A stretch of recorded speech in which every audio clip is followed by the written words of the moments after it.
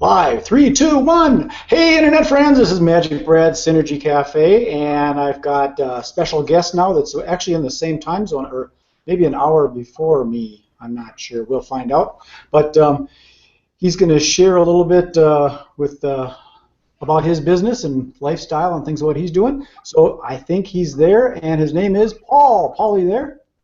Yes, I'm here, Brad. Thanks so much for having me in today. Looking forward to chatting. There he is. So where are you? You're in Canada, aren't you? I am in Canada, the very east coast of Canada, in Nova Scotia, and I live in a small little town called Windsor, Nova Scotia. And in terms of the time zone, I believe we are one time zone apart. It is currently 10 a.m. for me. Okay, yeah, you're ahead of schedule. It's 9 a.m., so we'll try and catch up. So I think I mentioned a little bit how I do this is I basically ask some quick questions: who, what, where, when, how, and why, and we learn a little about you. And the reason I do these is so that people get to see who you are and know who you are, and because this internet thing is fascinating, but it's easy for people just to hide behind the keyboard and the monitor, and you never know who they are. So I like to see authentic people. So first of all, Paul, you got a family and all that, and maybe some hobbies. Who is Paul? Yeah, well, like I said, thanks again for having me. My name's Paul MacInnis. I'm 35 years old, and like I said, I live in Nova Scotia, Canada. I'm married and have been for 8 years. I have two beautiful children, one of whom you may see run by in the background. She's currently going through the Christmas wish list and telling me everything she wants from the line of the Disney movie Frozen. So if she happens to make an appearance, don't be startled. And I have a son who's 5 years old, and he's in school today. Well, that's one of the cool things about being able to work online and work from home, and even if you don't work from home and you got an office, you've got these kind of things where you can get things done being mobile. So we're all like free and mobilepreneurs. So the first question I want to ask is like, what is it that you do? You work at home or you have a business? What do you do? Well, great question. I do a few different things. I'm a school teacher, but what I want to talk about today is I have a business that I run with a partner of mine. It's a summer language camp business that we started a few years back. We're both teachers at a independent boarding school, and in 2012 we noticed that our school basically sits empty in the summertime. Of course, there's residences and facilities, gym, pool, etc. And it was a ghost town for a couple of months. So we saw an opportunity to to fill some beds and to get some people on campus and see our venues, see our province. So we started a summer camp business, and because we're an independent boarding school, we have contacts, quite literally all over the world, and we made some great inroads in Mexico, actually. And so the first year we had a small group of students from Mexico join a small group of Canadian students, and we had a fantastic 2-week international summer language camp.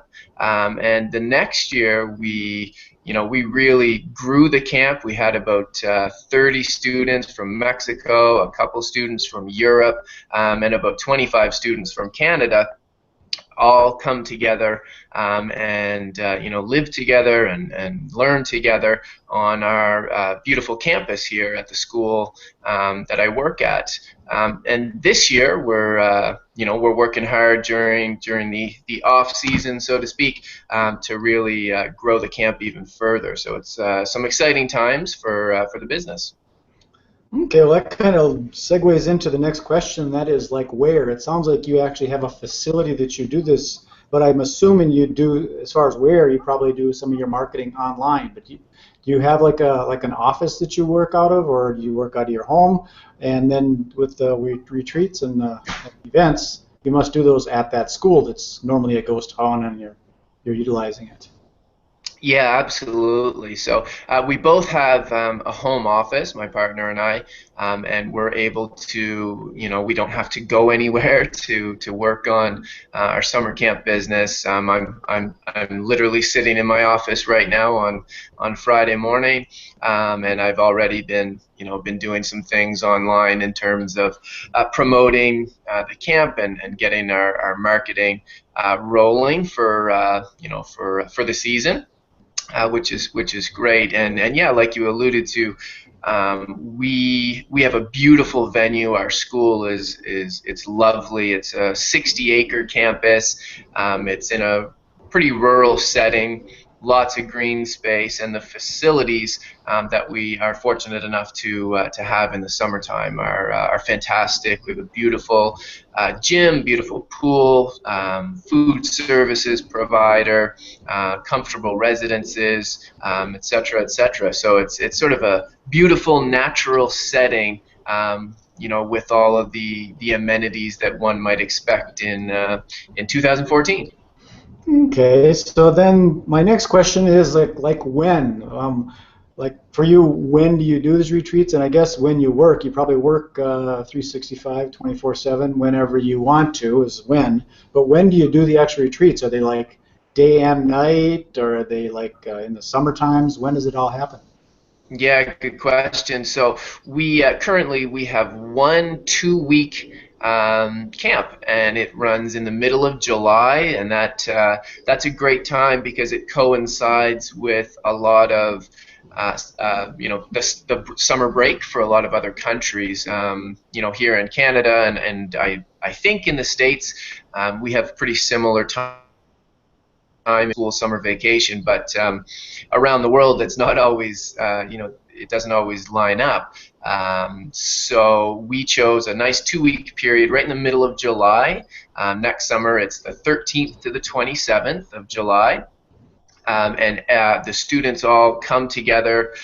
We try to get them on, similar flight paths so that they're arriving at the same time. We get a bus or two to the airport, pick them up, and bring them to our home for 2 weeks. Okay, it kind of sounds a little bit like you're an event coordinator too, with all those coordinating of flights and all that kind of stuff. That can be a lot. That's what I used to do is event stuff. Uh, yeah, there's definitely some coordination when you're trying to transplant that many young people from all over the world to one spot for sure. So the next question was like, how do you do this? But it kind of, I mean, it's sort of a no-brainer. I think how you're doing this stuff is you actually get people there and you do activities and they eat and play and learn and all that. But are you fluent in Spanish? Ah, that is on my soon to do bucket list, I suppose. I'm certainly not fluent, but I've been fortunate enough to pick up enough phrases to get by with some of the younger campers that come from Mexico for sure. Yeah, my wife used to teach Spanish language at the University of Minnesota, so she's very, very, very fluent. In fact, she almost got stuck in a place in Peru or something like that because she didn't. They thought she was from there, so they let her Oh. go through. And then when she went to go back, she goes, "I didn't get any stamps or anything." But she speaks very good Spanish. Yeah. So the last question, and this is the one I just love to ask because, interestingly enough, I often get the same answer, but it's different for every person, and that is why. Why do you do this, and why aren't you like a car mechanic or a painter or why don't you build houses and sell real estate or something like that? Why is it that you want to teach kids about language? Yeah, great question. We, both. I know I can speak for my partner and I. We love it. We love what we do. When we go to the airport, and we see 30, 40, 50 young people, sort of a bewildered look in their eye as they come into a new country. We're filled with excitement, at the prospect of showing them, not just our school, not just our town, but our province, our country, our culture. And it's amazing over 2 weeks how young people can adapt. It's amazing, what we lose as we get older, I suppose. But they're so willing to try new things, to jump in and eat new foods, and use their newfound language skills. And it's just amazing for us to watch the progression in terms of the confidence that they gain while they're here with us for really what's only a short period of time. But at the end of the 2 weeks, every time we're about to head to the airport to take them home, there's a lot of hugs, a lot of tears, and it's pretty special to watch these young people grow over those 2 weeks, and to hear from them throughout the year about how much they enjoyed it and how much they miss the venue and the people, and I know that we certainly reciprocate that back to them, because we've had some great groups of children come to visit us for sure. Okay, well, that seems like that's the reason why a lot of people are interested in helping other people and connecting with humanity again, which is cool, because one of my things to do with the internet is to take this online chatter of stuff and bring it back into real life activities. So I'm assuming that you're able to communicate all year long with these people in other countries, and then you actually meet them in person. So that's pretty cool. Yeah, no, absolutely. It's as though this face on a computer screen can finally become a real person. Like you said, all year we're, whether it's Skype interviews with families or Skype interviews, with entire school faculties. Often we'll speak to teachers and coordinators of English at schools.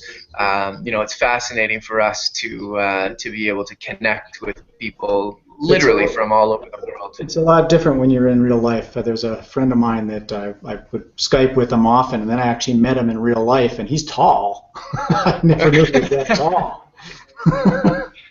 Because right now you only look like you're about 1.5 feet tall. So yeah, little bigger.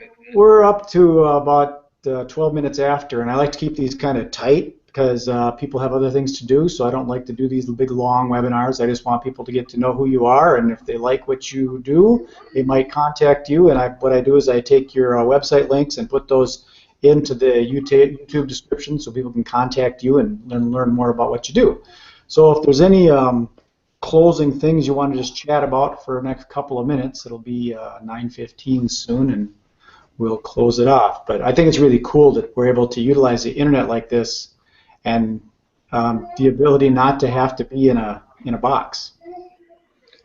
Yeah, absolutely. I've been fortunate over the last little while to be able to really leverage the power of the internet in terms of being able to connect with people, in terms of learning how to market efficiently, and I've been really pleased with the results that have been coming in lately. It's actually astonishing how quickly it can work, and frankly how easy it can actually be. To get some things done, which is pretty cool. Well, that's how you and I met. We were on a common Facebook group, worked some of these different online tools and systems and things, and then we connected, and I checked in to see if you wanted to do this interview, and we did it. So I think it's pretty fascinating. There goes the bell. That means we're almost about done here.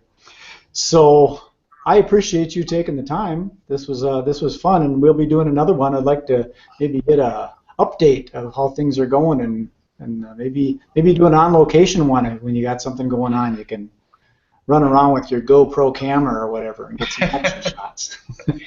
Yeah, absolutely. I'd love to do that. I'd love to do a follow-up, and like you said, it's really interesting. We were chatting in a Facebook group, and here we are all of a sudden doing this online. So it's pretty neat, and I really want to thank you, Brad, for taking the time out of your day to chat with me, and it was great to be able to do this. Well, that's what this is all about. It's about synergy. 1 + 1 = 11. So when you and I get together and we can collaborate, we can affect multiple other people. So that's what it's all about. And Paul, I appreciate you taking the time. I'm going to sign off, and you enjoy the rest of your day. If you want to stick on, we'll chat for a little bit, but I got another one that's coming up real quick. So I'm going to stop the broadcast, and thank you all for being on Synergy Cafe, and thank you, Paul.